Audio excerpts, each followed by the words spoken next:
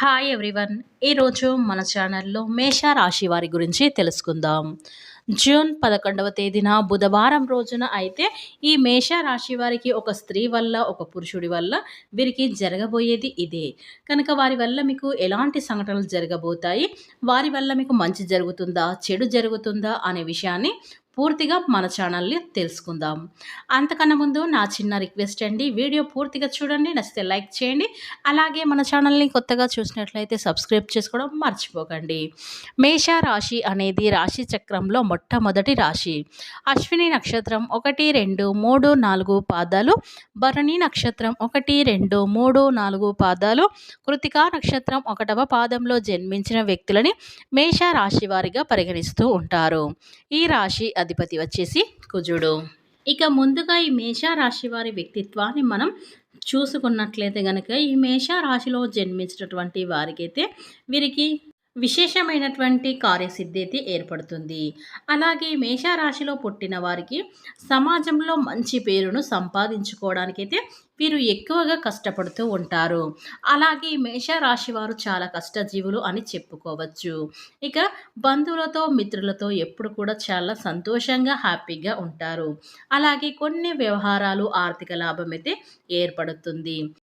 శ్రీ రాజరాజేశ్వరి అమ్మవారి జ్యోతిష్యాలయం విద్య, ఉద్యోగం, ప్రేమ, పెళ్లి, రాజకీయం, విదేశీ ప్రయాణం, వ్యాపారం, వ్యవసాయం, రియల్ ఎస్టేట్, వివాహం, ఆలస్యం అవ్వటం, భార్యాభర్తల మధ్య అనుమానాలు రావటం, ఆర్థిక సమస్యలు, కుటుంబ సమస్యలు, ఆరోగ్య సమస్యలు, మానసిక బాధలు, ధనం నిలకడ లేకపోవడం, ప్రేమించిన వారు దూరం అవ్వటం, పెండ్లి ముడిపడకపోవడం, ఇంకా ఎటువంటి సమస్యలకైనా ఉచిత సలహా ఇవ్వబడును మరియు రోజుల్లోనే పూర్తి పరిష్కారం చేయబడును. ఒక్కసారి నమ్మకంగా గురువు గారిని సంప్రదించండి. మీరు సంప్రదించవలసిన ఫోన్ నెంబర్ 9642355142. మీకు ఎలాంటి పర్సనల్ సమస్యలున్నా సరే వెంటనే గురువు గారిని సంప్రదించండి. మీ యొక్క సమస్యలని వెంటనే తొలగించబడుతుంది. అదేవిధంగా వృత్తి, ఉద్యోగంలో అనుకూలత ఏర్పడుతుంది. మీ యొక్క పనితీరును తగిన ప్రతిఫలం అయితే దక్కుతుంది. వ్యాపారంలో అభివృద్ధిని కూడా చూస్తారు. రాజయోగం సిద్ధిస్తుంది. ముఖ్యమైనటువంటి విషయాల్లో పెద్దల సలహాలు మేలు చేస్తుంది. అలాగే రాశి వారికి వినోద కార్యక్రమంలో కూడా పాల్గొంటారు. భవిష్యత్తు ప్రణాళికను వేస్తారు.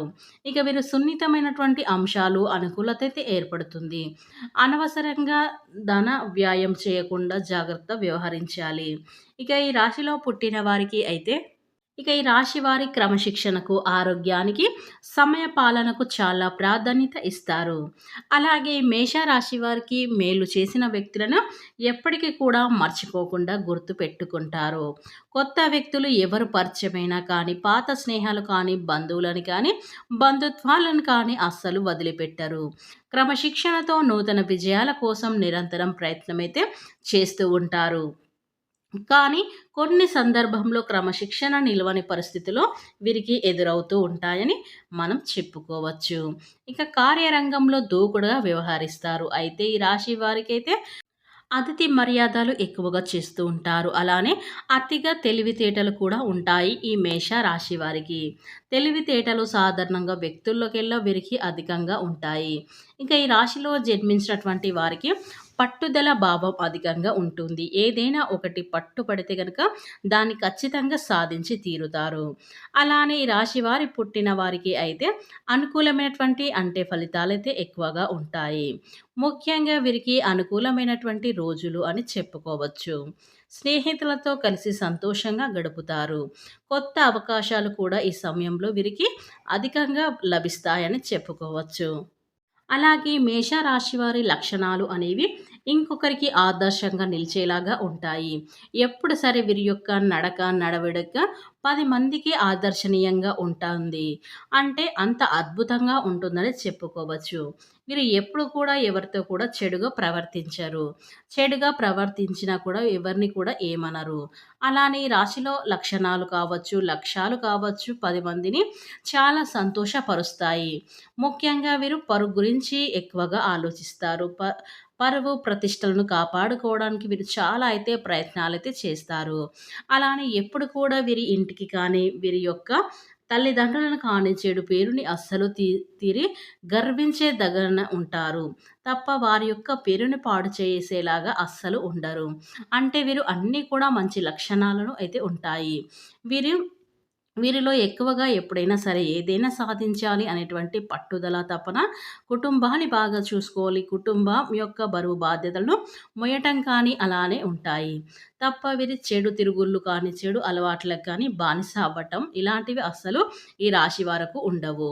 అలానే ఈ రాశిలో పుట్టిన వారికి అయితే చాలా ఓపిక అనేది ఉంటుంది. ఆ వ్యక్తి వీరిని కావాలని ఏదైనా విషయంలో ఒక వ్యక్తి వీరిపైన కోపపడినా కూడా వెంటనే ఆ వ్యక్తికి పైకి వీరు రివర్స్‌గా మాట్లాడరు.